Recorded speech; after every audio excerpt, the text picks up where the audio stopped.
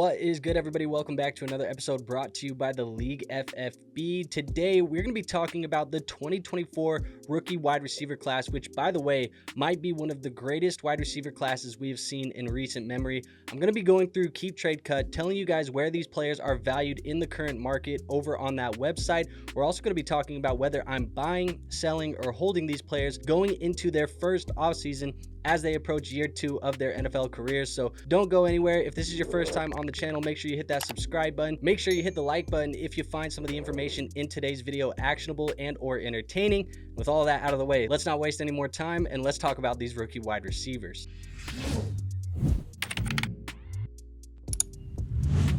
All right, so I'm going to come over to this side of the screen because we got a lot of graphics here in today's video. The first one I want to talk about is where these players were valued in the offseason before the NFL season even started. So you're looking at rookie draft ADP, where these players were being drafted in those 2024 rookie drafts. Now, Marvin Harrison, he was the first wide receiver off the board. A lot of people really liked Marvin Harrison Jr., us included. Obviously, coming off the board is the 102, followed by Malik Nabers, Odunze, Xavier, Bryant Jr., and McConkey. Now, that was kind of the consensus first round here for this rookie class. Now, in the second round, we had a lot of good wide receivers as well. People excited about Keon, Coleman, Odunze Mitchell, Ricky Pearsall, and Xavier Leggett. Now, that was the top 10 wide receivers off the board. So lots of players that we really were excited about going into the year, but how did they actually perform once they hit our fantasy football lineups? Well, when they got into the NFL, the average wide receiver points per game that they finished with at the end of their rookie seasons ended up being Malik Nabers leading the pack at 18.2 fantasy points per game,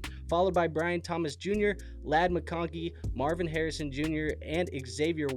Now, those were your first round wide receivers in those rookie drafts. They obviously all finished in the top 5 there, but Jalen McMillan at 10-4 was a surprise finish. He did finish higher than his expectation. I think that's because of the Chris Godwin injury. It opened up a lot of opportunities for a guy like Jalen McMillan. We'll talk about him in detail a little bit later. Keon Coleman, 8.6 fantasy points per game, Odunze, Ricky Pearsall, and then a surprise, Jalen Coker at the 8.4 fantasy points. So a lot of familiar names, but we did have some players in this rookie class that performed very, very well for fantasy football teams. These are players that ended up being league winners for us down the stretch, some of which being named Malik Nabers, Brian Thomas, McConkey. You guys know the list. Those guys probably helped you win fantasy football championships, but I kind of want to get into detail about a couple of these players and talk about whether I'm buying, selling, or holding these players going into year 2. We're going to be kicking it off with Malik Nabers of the New York Giants. This is a player who hit the ground running, finished his rookie season with 109 receptions, which was 5th in the NFL, 1,200 receiving yards. That was 7th best in the NFL, 7 touchdowns,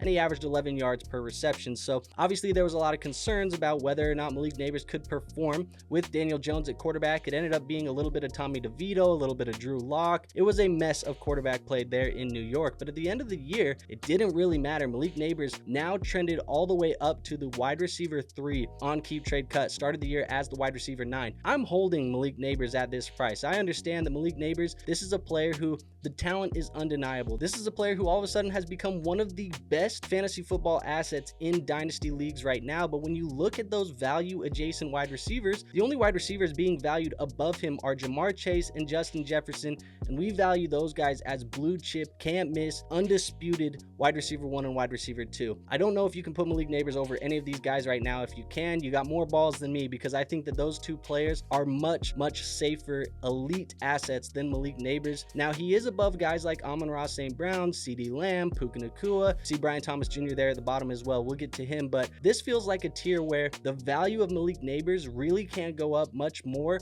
unless you're willing to pass Jamar Chase or Justin Jefferson in your personal rankings. So that's why I'm calling him a hold. You're not buying at that price, and I'm not selling because the talent is undeniable. I do think that he probably belongs at least somewhere in this tier, whether you want to have him as wide receiver 4, wide receiver 5, wide receiver 6, doesn't really matter to me. But when you look at this list of the top 6, top 7 wide receivers in dynasty leagues, you can't make the list without Malik Nabers. Now, looking at the value adjacent overall players, we're valuing him as the 9th best asset in dynasty leagues on KTC. He's around guys like Joe Burrow, Jahmyr Gibbs, Bijan Robinson, Brock Bowers, Amon-Ra St. Brown, and Jalen Hurts. Now, in your super flex leagues, which these rankings are super flex, I will take the quarterbacks of Joe Burrow and Jalen Hurts over Malik Nabers, but there is an argument that Malik Nabers should be over Jahmyr Gibbs, should be over Bijan Robinson, just due to the position of the running back being a little bit harder to predict. Also, that being a shorter shelf life in your Dynasty Fantasy Football leagues. Obviously, Gibbs and Bijan are great players, but there is an argument that Malik Nabers could go above them as well. So that's why he's a hold for me. There's really not too much that you can argue as far as he should be lower or he should be higher. I think we kind of got it as high as we possibly can without doing something egregious like passing Jamar Chase and Justin Jefferson. But let's move on and let's talk about another wide receiver. We already kind of mentioned his name. It's going to be Bryant Thomas Jr. of the Jacksonville Jaguars. Now, this is another player that came into the NFL and took the world by storm. 87 receptions, 1,282 yards, 10 touchdowns, which was tied for 6th best in the NFL, and 14.7 yards per reception. That's with Trevor Lawrence missing a decent chunk of the year and him playing with Mac Jones as well. Now, as you can see, at the beginning of the year, we were not as high on Bryant Thomas Jr. as we were on guys like Malik Nabers, who were already top 10 Dynasty wide receivers at the time that they were drafted. We had Bryant Thomas Jr. as the wide receiver 32, and he has climbed his way all the way up to the wide receiver 7. Now, this is a guy that I think is a hold as well. I know it's not as exciting, but when you look at the value adjacent wide receivers, we got guys like Amon-Ra, Puka Nacua, CeeDee Lamb above him. I'm still putting those players above Bryant Thomas Jr. As good as his year was, which don't let that be understated. This was an incredible year from Bryant Thomas Jr. He finished as a top 10 wide receiver in fantasy leagues, but I still can't put him over Puka, CeeDee, or Amon-Ra at this moment. Now, we have him above guys like Nico Collins, Drake London, and JSN, and I can do that. So the ranking does feel fairly accurate, in my opinion, at least when you're looking at these wide receivers. Going to the overall players, again, guys like Jalen Hurts and Patrick Mahomes in your super flex leagues, I will take those two guys over Bryant Thomas Jr., but having him here above those other players, that just makes a ton of sense to me.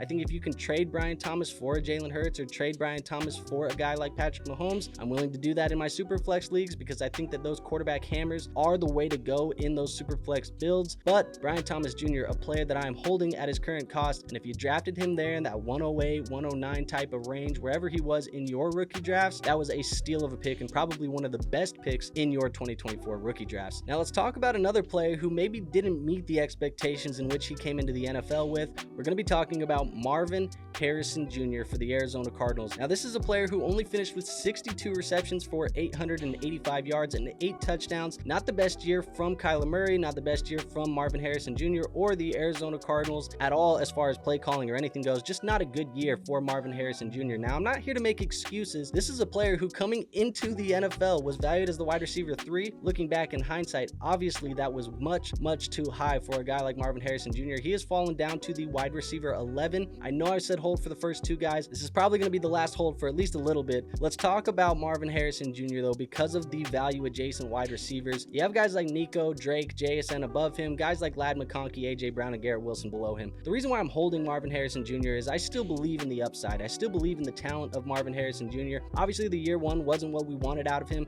but having him be kind of in this range with JSN, Ladd McConkey, Garrett Wilson, Drake London, these are all players that I think we've seen flashes from. We believe in the talent from. We've seen them actually be good in spurts on NFL fields. Obviously, some of these a little bit more than others, but I think Marvin Harrison Jr., he's a player that I'm looking at in this tier, and I say, yeah, he probably belongs here. If you can go buy a guy like Marvin Harrison Jr. at this price, and you believe that Marvin Harrison Jr. can take a big year 2 step going into that top 5, top 6, top 7 type of wide receivers, closer to where we saw Bryant Thomas Jr., I support buying at that cost. So I do lean hold, maybe closer to a buy, but let's look at the overall players. You have guys like Trey McBride, Bo Nix, Devon Achane, Caleb Williams. Talk about a couple of these guys, because to me, I would be willing to trade a Trey McBride for a Marvin Harrison Jr. I'd be willing to trade a Devon Achane for a Marvin Harrison Jr. I wouldn't be willing to trade maybe Bo Nix or Caleb Williams. Like I said, in those super flex leagues, I think that they're a little bit more valuable. So that's probably the only stipulation that I have here. Marvin Harrison Jr.,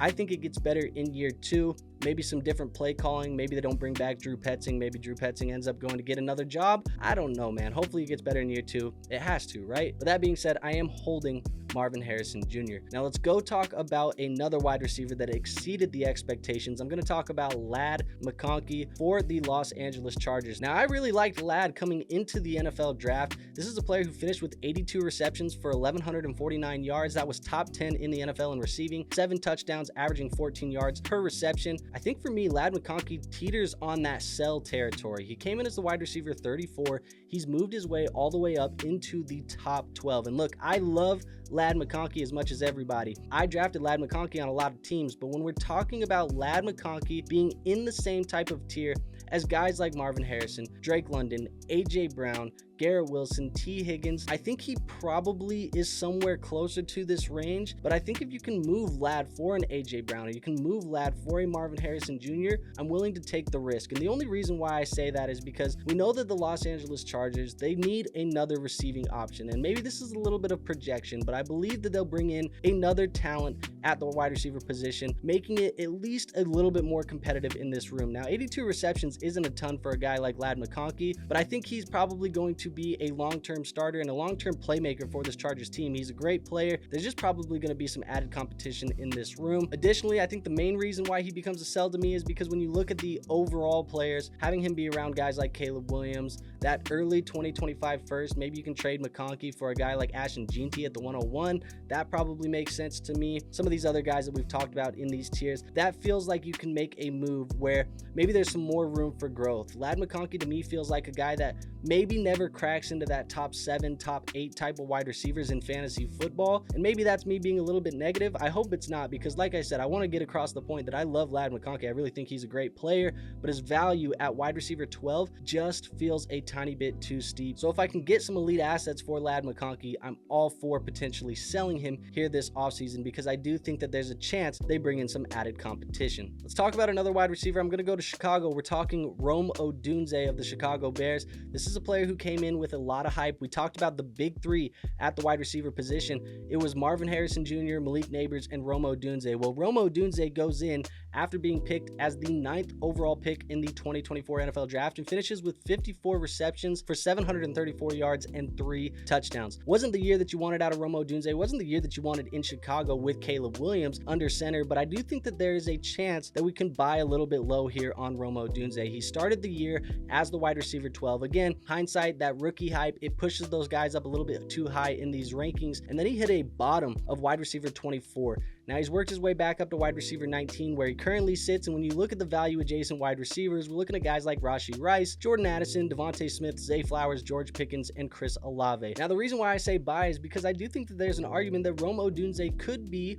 one of, if not the most talented player in this tier. I think that there's a chance you like Rome Odunze a little bit more than Zay Flowers there in Baltimore. You like Rome Odunze more than Devontae Smith at this time there in Philadelphia. I think I would trade my Jordan Addison shares. As much as I love the Minnesota Vikings, you guys know, I'd probably trade my Jordan Addison shares for potentially Rome Odunze, and I think you can make the arguments for Pickens, Olave, etc. The only one really in this tier that I might like the upside a tiny bit more is Rashee Rice, but other than that, I think Rome Odunze in this type of wide receiver tier is definitely a buy in my book. Now, when you look at the overall players, you got that 2025 mid first, easily sending that over to go get Rome Odunze. Guys like Josh Jacobs and Chase Brown, easy for me as well. I'll send those over and get the wide receiver that I do believe can be an alpha. We haven't even mentioned the fact that Keenan Allen is a free agent and potentially could move on this offseason, opening up some more opportunities for Rome Odunze. If that happens, I think there's a big year 2 jump from Rome Odunze, and hopefully they get some better play calling that can utilize Rome Odunze deep downfield, because they really didn't do that too much this year. Now, going over to Kansas City, we're going to talk about Xavier Worthy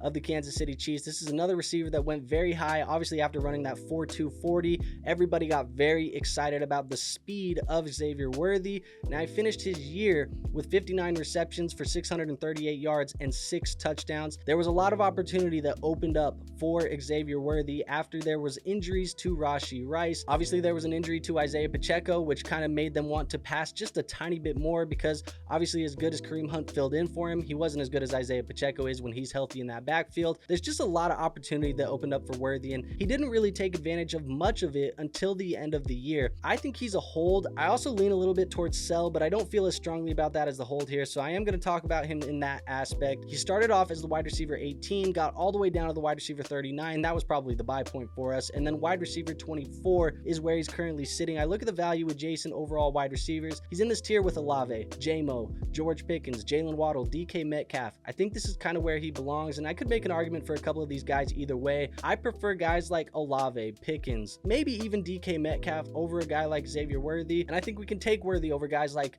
Jameson Williams, maybe Jalen Waddle. We'll see what happens with Tyreek Hill and DJ Moore. So that's kind of why I lean hold here. I think also when we're looking at those value adjacent overall players, you have that 2025 late first. I'm probably taking him over that late first in this year's class. I am going to take him over a 2027 mid first. That's pretty easy to me as well. But overall, he's a hold in my book at this current market. I think we need to remember too, next year, Rashi will be back. Maybe the Kansas City Chiefs bring in even some more talent. Pacheco is going to be back in that backfield. So I think Xavier Worthy, even though you saw some games here at the end of the year where he was getting 8, 9, 10, 11 targets at times, those may not be the same when everybody is healthy and back in the lineup for the Kansas City Chiefs. Now let's go over to Buffalo and let's talk a little bit about Keon Coleman. He had a very interesting year in my book. He was a player that I didn't really love coming into the NFL draft. I didn't love his skill set for the NFL, but the landing spot of the Buffalo Bills was obviously very nice, and the draft capital being an early second round pick was very nice as well. He finished overall with 29 receptions for 556 yards and 4 touchdowns. He did miss some time due to injury this year, but this is a player that I'm leaning towards selling. At one point, he hit a low point of wide receiver 43, but he currently sits as the wide receiver 31 in this market. This is a player who's currently being valued in the same tier of wide receivers, guys like Terry McLaurin, Brandon Ayuk, Jaden Reed, Mike Evans, Jerry Jeudy, and Jalen McMillan. Now, I think you can make an argument that you'd rather have guys like Terry McLaurin, you'd rather have guys like Brandon Ayuk, even though he's coming off of an injury,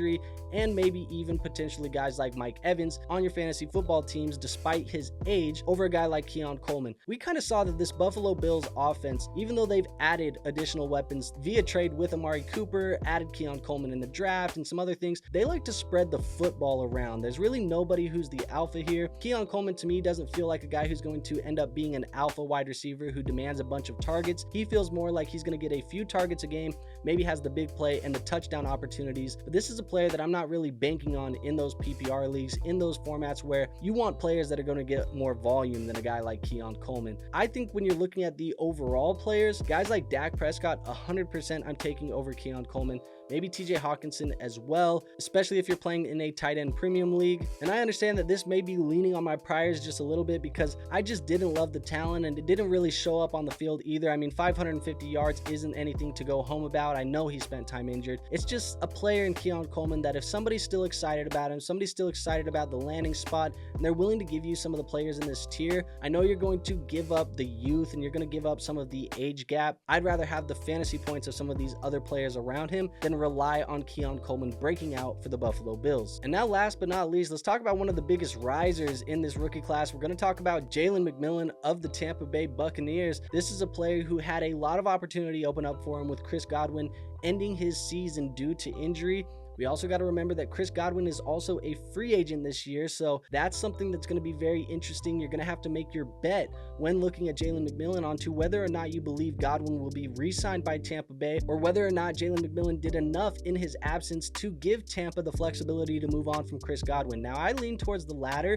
I do think Jalen McMillan is a player who's going to end up being the wide receiver 2 here long term. Obviously, Mike Evans is getting a little bit older as well, but this is a player who's also risen from the wide receiver 77 all the way up to the wide receiver 34. Now, I am going to make him a hold. I also lean a little bit more towards the buy as well. So hold/buy is kind of where I'm at. If you're looking at the year for Jalen McMillan, 37 receptions, 461 yards, and 8 touchdowns, tied for 13th. He wasn't even the starter the entire year. The value adjacent wide receivers, you got guys like Mike Evans, Jerry Jeudy, Tyreek Hill, Josh Downs, and Chris Godwin. Now, I would prefer Jalen McMillan at this time over a guy like Chris Godwin. I would prefer him over a guy like Josh Downs. I would prefer him over Jerry Jeudy, Keon Coleman. I don't know if I prefer him over Evans, and I don't know if I prefer him over Tyreek Hill. Now, those players, people might prefer Jalen McMillan just due to the age gap, but I do think that Evans and Hill still can potentially score more fantasy points over the next couple of seasons as long as those guys are healthy and still wanting to play football. But Jalen McMillan in this tier, you could lean towards the buy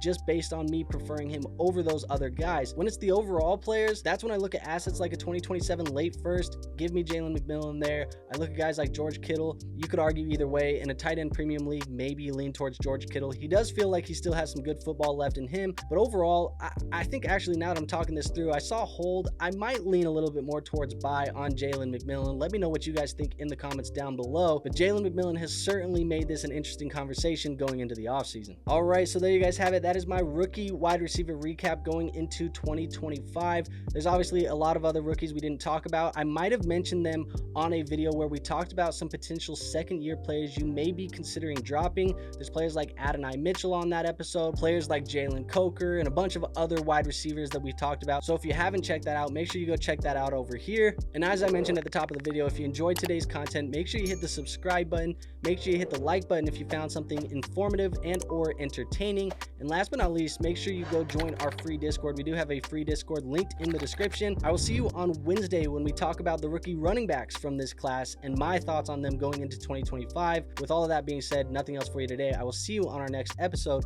Until then, peace out.